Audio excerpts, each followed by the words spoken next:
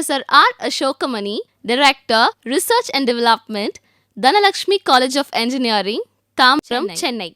He is former professor and head of the department, Physics, Anna University, Chennai.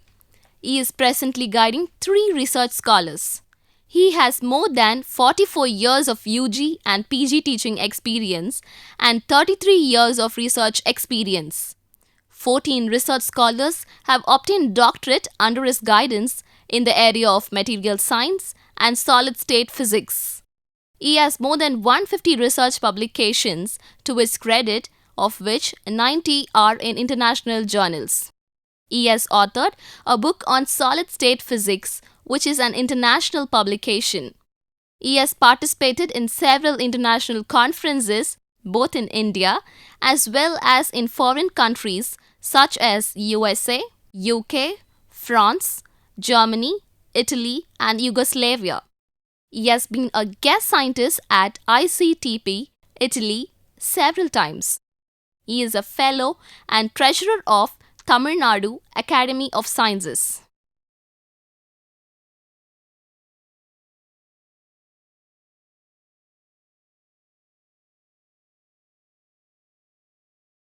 Welcome to the UGC lecture series delivered for the BSc students of Applied Electronics.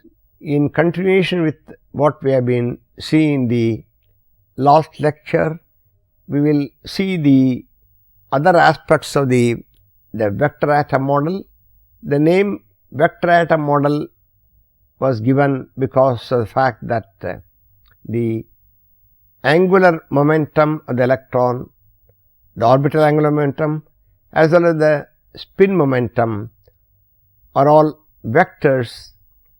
Momentum is a vector, and again the resultant angular momentum also is a vector, and so then these two vectors, that is the orbital angular momentum and the spin angular momentum, ought to be vectorially added.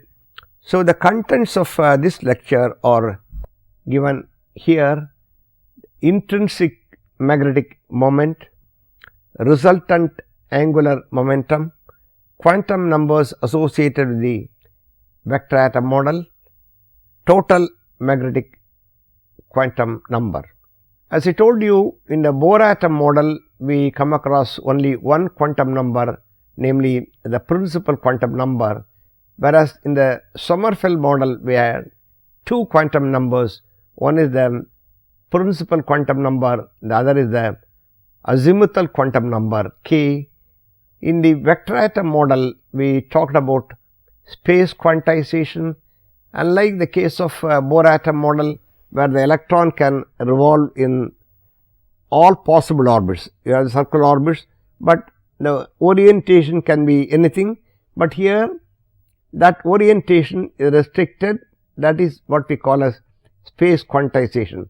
By space quantization, what we mean is the electron orbits are oriented only in certain planes. You have got a plane here, another plane here, only selected orientations are allowed, or the angle theta that the plane subtends with respect to an applied magnetic field, that angle theta will have only selected values. Therefore, we talk of L cos theta, the cos theta, PL cos theta or L cos theta, that is the angular momentum, the projection, right, the PL cos theta.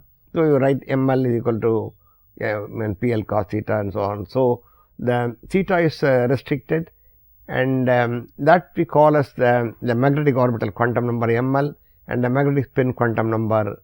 So, we come across more number of quantum numbers in the vector atom model, and we talked about apart from space quantization, the 2 Dutch scientists who came, who talked about spin of the electron like the mother earth revolving around the sun. Not only it is revolving, it is also spinning. The kind of spin associated with the earth should also be attached to the electron. The electron will be spinning either along this direction or along this direction. Therefore, along with the spin there will be a spin magnetic moment. Mu s refers to spin magnetic moment, and if s is equal to half, ms, the magnetic spin quantum number will have 2 values, namely +1 and minus 1. So, spin can be either up, the applied field is like this, the spin can be up or down. So, that is the spin up and spin down. So, ms will be plus half or minus half, s is equal to half, right. The spin quantum number will have a value half. By saying that the electron has got a spin half, it means, as I told you in the last lecture, the spin angular momentum of the electron is half h bar, right. So, by telling that the electron is having spin half, you should not be blinking. The meaning of it is the spin angular momentum is equal to half h bar. Okay. Therefore, apart from angular momentum, there will be associated magnetic moment. When you apply a magnetic field, there will be, for S, there will be two ms values, ms is equal to plus half and ms is equal to minus half. These magnetic spin quantum numbers will come into the picture when you are going to talk about the number of electrons you can have in the K shell, L shell and so on. That we will be taking up in the lecture to come. Here I would like to say the spin can be up or down. Okay. That is what, so it may be ms will be half h cross by 2 or minus half h cross by 2. Therefore, we are talking about electron spin. So, the spin angular momentum will be ms into h bar. I will like to tell you that we talked about orbital momentum. The orbital momentum will be PL will be equal to LH cross.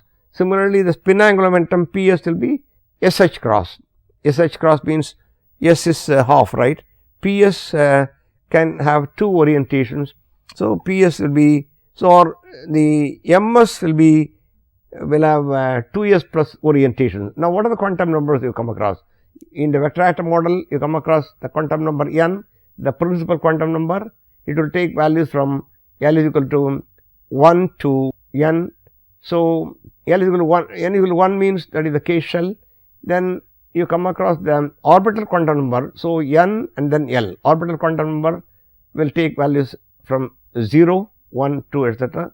The spin quantum number will take a value half. So, how many? N, L, S. Now, L and S can be coupled. The momentum, the spin angular momentum, PL will be equal to LH cross, PS will be equal to SH cross. Then the L will have 2L plus 1 ML values. For every L value, the magnetic orbital quantum number will have 2L plus 1 values that I told you in the last lecture. Similarly, MS will have 2S plus 1 orientations, 2S plus 1 values. When S is half, 2S plus 1 will be 2 into half, that is 1 plus 1, 2. So, when S is half, MS will be plus half or minus half. Okay. When ML is 1, when L is 1, ML will take 3 values. What are 3 values? The integral values. When L is 1, ML will take how many values? 2L plus 1 values. 2L plus 1 means what? L is 1 means 2 into 1 plus 1, 3 values, namely minus 1, 0 plus 1. These are the ML values. Similarly, now if S is half, MS will take 2S plus 1, that means equal to 2 values, either plus half or minus half. That is what I am showing here. MS will take 2 values, plus half and minus half. That means when you apply a magnetic field, it is called a magnetic spin quantum number. When you apply a magnetic field, the electron will orient either along the field direction, applied magnetic field direction, or opposite to that is the applied magnetic field direction. So, if it is aligning itself along the field direction, then MS will be equal to plus half. If it is other case, MS will be equal to minus half. Okay. So, it is a parallel orientation, spin up, anti-parallel, spin down. So, the intrinsic magnetic moment. What is the intrinsic magnetic moment? The electron is having a spin which is equal to half. It is called an intrinsic angular momentum. Whenever we are talking about electron, let us not go into the origin. There is the experiments like Stern and Gerlach experiment.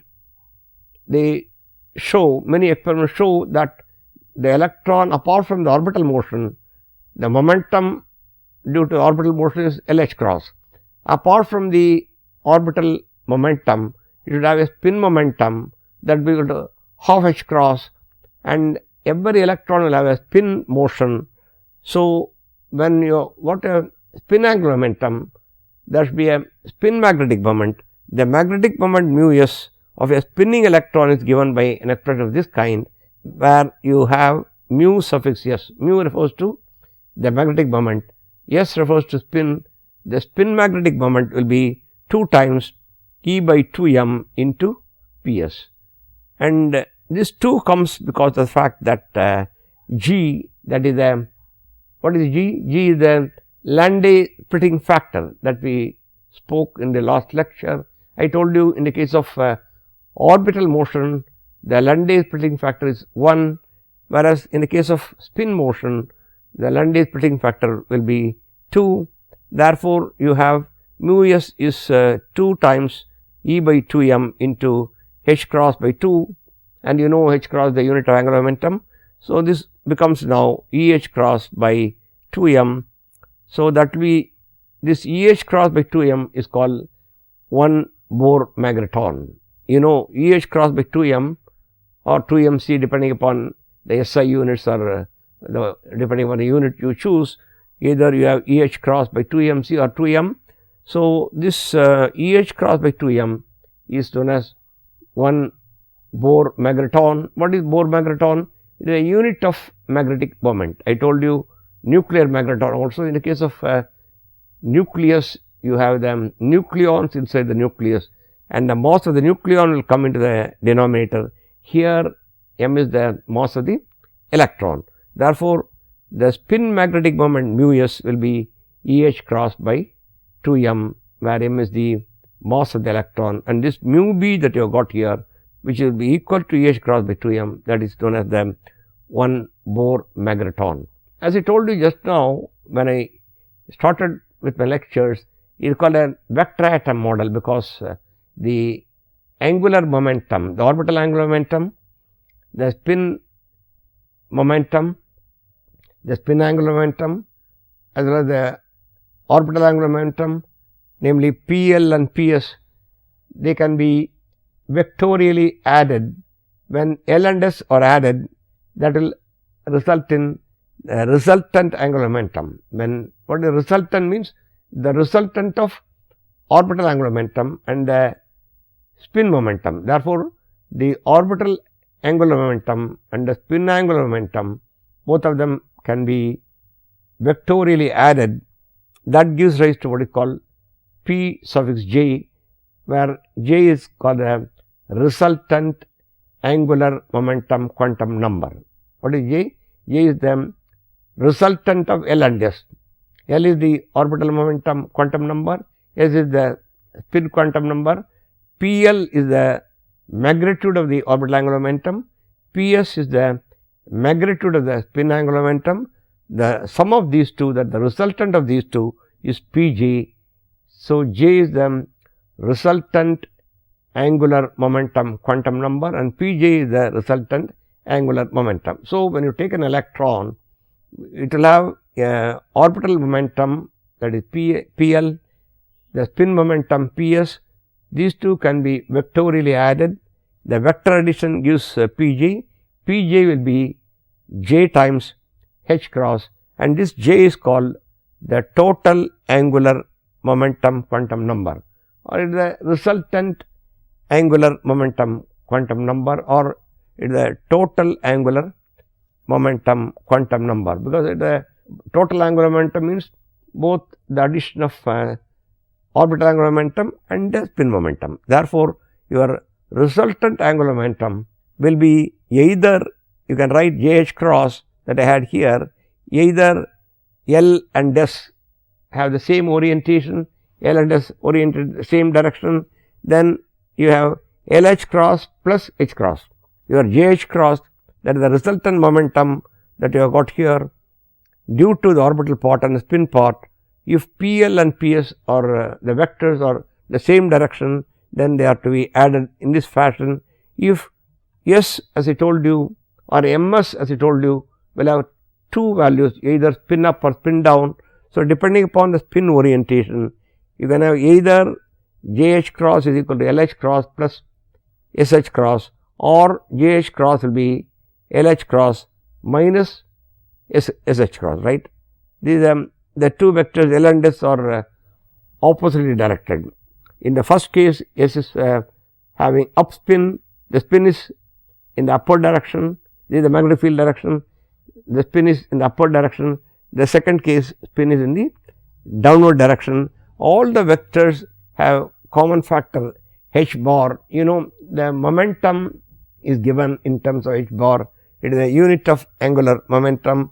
Therefore, you can write, you do not worry about your h bar, it is common. Therefore, you can write J is equal to L plus S. The resultant momentum J or the resultant J will be L plus S or L minus S. Let us have a break at this point.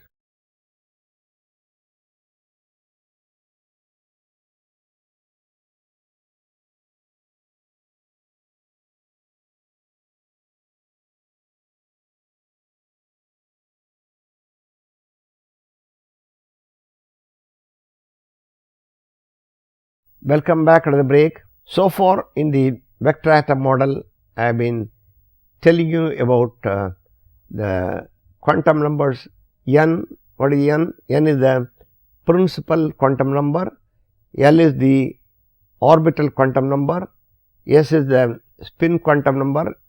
So, S will have a value half, whereas ml, what is ml? ml is the projection of L. You know, when you apply a magnetic field, if you call L as the orbital quantum number and ml will be called the magnetic orbital quantum number. When you apply a magnetic field, then when you have a applied magnetic field, so for a given L value, namely 1, ml will have how many values? 2L plus 1 values. If S is half, whatever be the S value, whatever S value you got, ms will have 2s plus 1 values.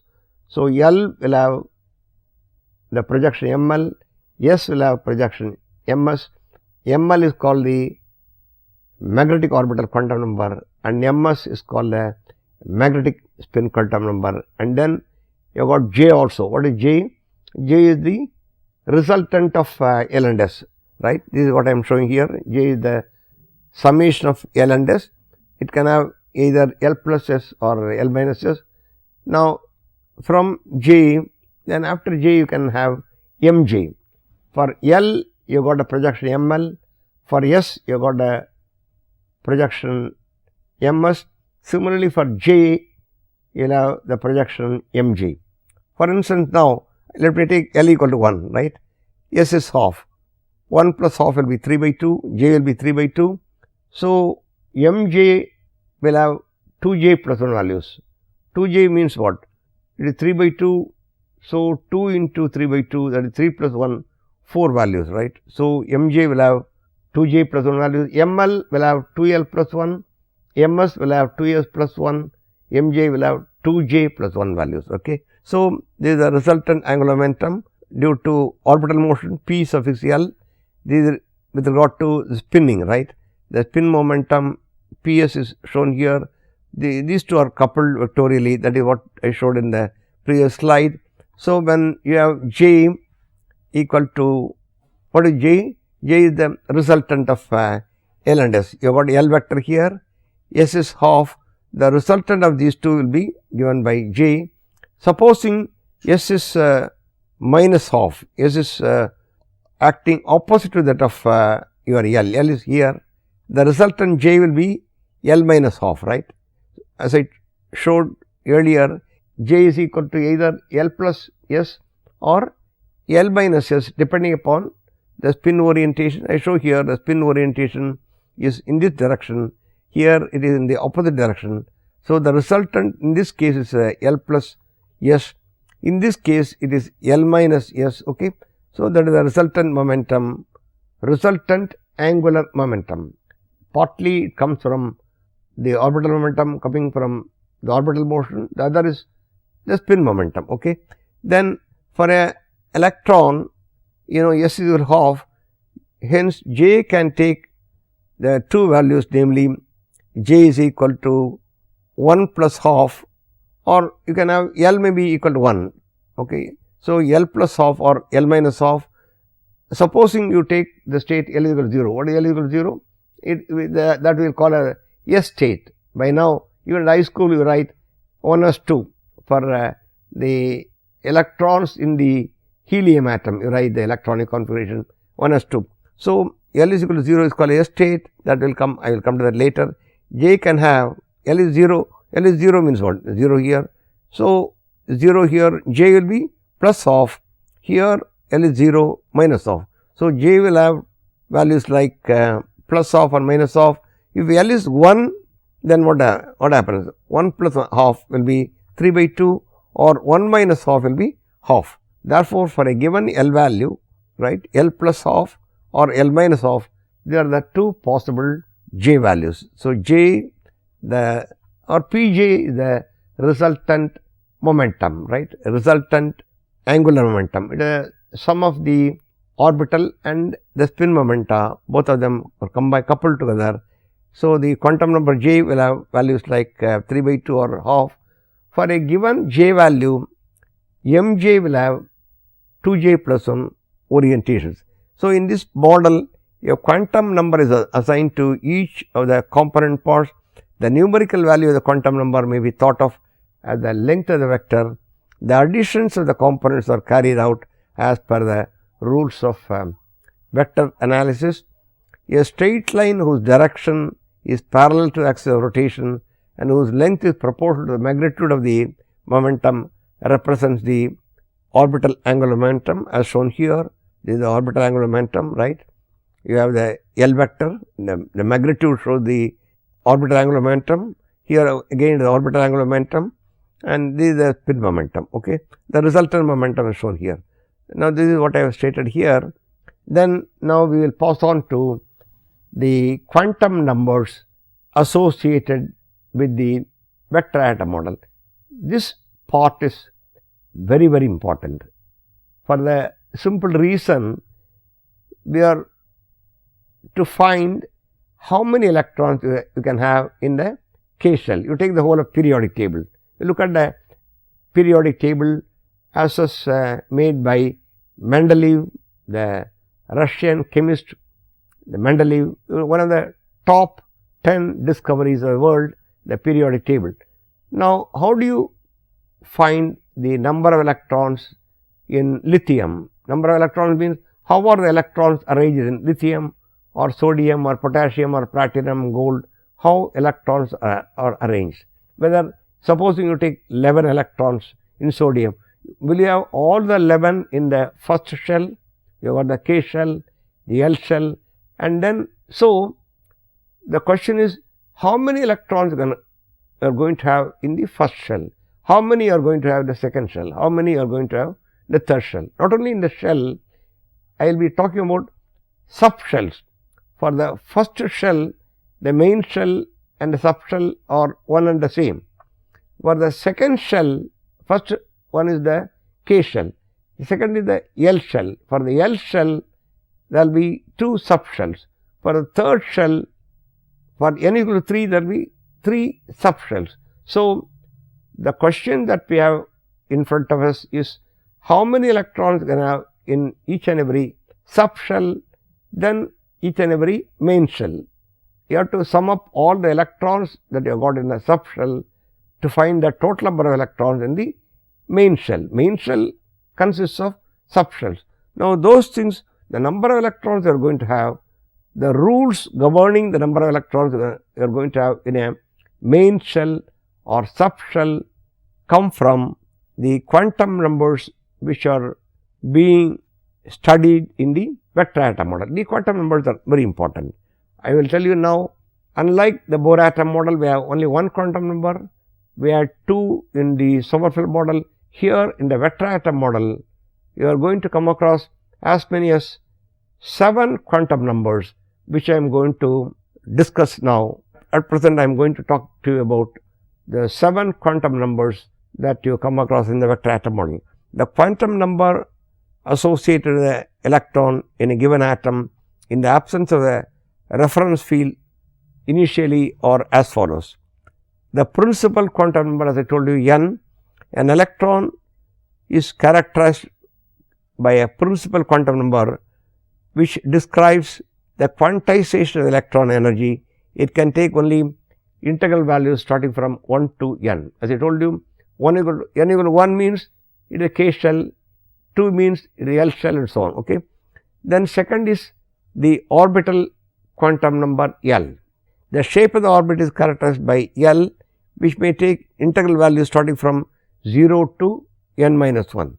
If n is 4, L can take values like 0 and 1, 2, 3, right.